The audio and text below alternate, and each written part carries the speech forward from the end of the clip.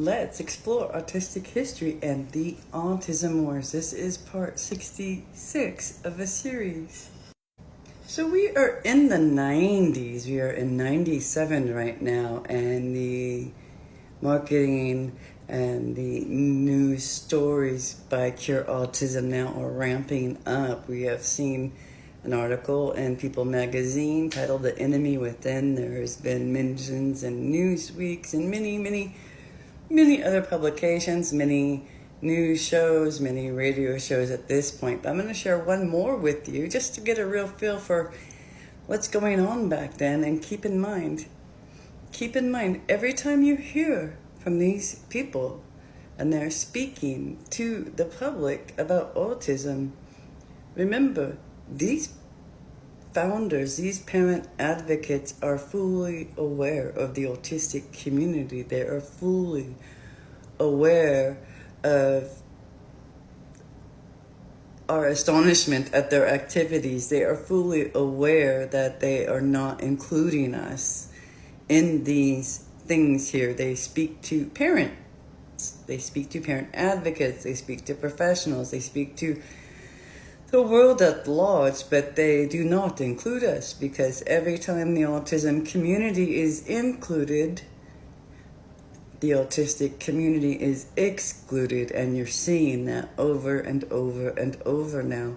And it seems like we have no voice and we have no existence. We've been erased by these people from the public conversation so they can have the conversation they want and go towards the agendas and goals that they want. And they know the autistics and the autistic community are not in line with this. We have real concerns and real needs, and we're like, what are you doing? This is, what's going on? It's absurd how this goes forward. But let me share this article with you that ran in the Burlington County Times, Tuesday, June 17th, 1997, by Sally Friedman. And this is considered special to the Burlington County Times at that time. And this is available on internationalbadassactivist.org. If you look up the headline, TV stars help troubled children. And that's what I'm going to be sharing with you now. TV stars help troubled children. Funds raised in Morristown to find a cure for autism. Morristown. They came in the name of Chad and Christopher and Susan and Louise and all the other children who are autistic, robbed of the ability to communicate, locked in the prison of their little bodies. They came to help raise hope and, on a practical level, to raise funds for research into the mysterious ailment that is now estimated to occur in 1 of every 500 births. Yesterday, about 200 people gathered at the Laurel Creek Country Club at a golf outing and luncheon sponsored by Parents of Autistic Children Together, PACT, a 125-member support organization that is part of the network of the Autism Society of America, or ASA. Guest speaker Nancy Glass, anchor of American Journal and former host of Evening Magazine on KYW-TV Channel 3, was there because she, too, is a mother, and because of her close ties with Marsha Rose Shaystack, a pioneering broadcast journalist and the first woman to anchor a primetime television newscast in a major market when she worked at KYW-TV in the 1970s. Shaystack is also the grandmother of a 5-year-old autistic child. Autism is a disorder that leaves its victims, this is their language, mind you, back then, and it's astounding. So it leaves its victims marked by behavior that can include self-absorption, repetitive actions, and speech dysfunction. Shaystack's son and daughter-in-law, Jonathan Shaystack and Portia Iverson, the parents of that child, are the founders of Cure Autism Now, a national organization based in California. Proceeds from yesterday's golf outing will benefit fundraising efforts for significant medical research into autism, which usually strikes the first or second year of life and often suddenly.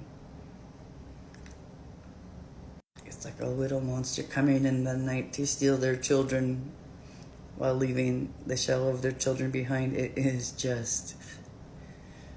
So here's a quote. Our grandson Dove was like any other child until he was about a year old, and things began changing, Shaystack said. Then, as his mother expressed it, this beautiful, lovable little boy began vanishing before our eyes. It changed all our lives. All right, describing Glass as a funny, warm, generous, and intensely loyal friend, Shaystack introduced her to an audience that clearly welcomed her often self-depreciating humor about her own career in broadcast journalism. Glass recently ended her relationship with American Journal. I was told that I am not pretty enough to be threatening to women, that I talk too fast, that I talk too slow, that I should try to be big and bright or small and sober, said Glass, who ultimately resolved to be exactly who she is.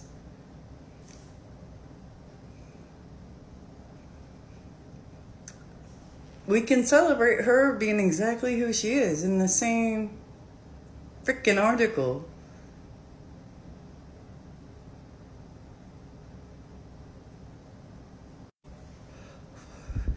And apparently, when our autism show up, we are no longer lovable and cute. That's the message I'm getting. But I'm just going to move on. Pushing forward. Pushing forward.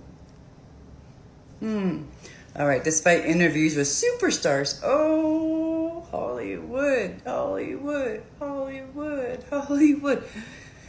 Oh, despite interviews with superstars like Roseanne and Arnold Schwarzenegger, the Philadelphia resident said yesterday that her most important work is as a mother to Max, 10, and Sloan, 4.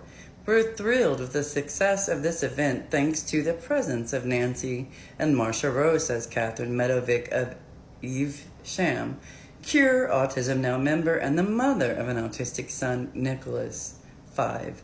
After Nicholas' diagnosis at about age 2, when he, quote, started to disappear on us, losing the little language that he had, Medovic immediately sought intervention and continues to be her son's champion. We need to make more and more people aware of what autism is and that there is hope, said Medovic. But that's not all. They keep coming out with more and more and more articles. This time, September 10th, 1997, is an article titled Medical Causes Personal for Some Stars, and it is an article in USA Today. How were autistics supposed to be able to be heard over the roar of these parent advocates? How? There was impossible, and they knew it, and they made sure it stayed that way. But I'm gonna share this with you in the next video forward, and a few more of the pieces that came out like this, because they also start talking about some of their initiatives like the Autism Genetic Resource Exchange, which is a gene data bank for autistics, and it's still around today, but this is the beginnings for it. So we'll get more into these initiatives that are starting back then through CAN and some of these other organizations like NAAR or National Alliance for Autism Research. They're launched in this era too, and on the same side of these autism fronts that you see, they're on the same side as Cure Autism Now. So thank you for exploring more autistic history. This stuff is just wild.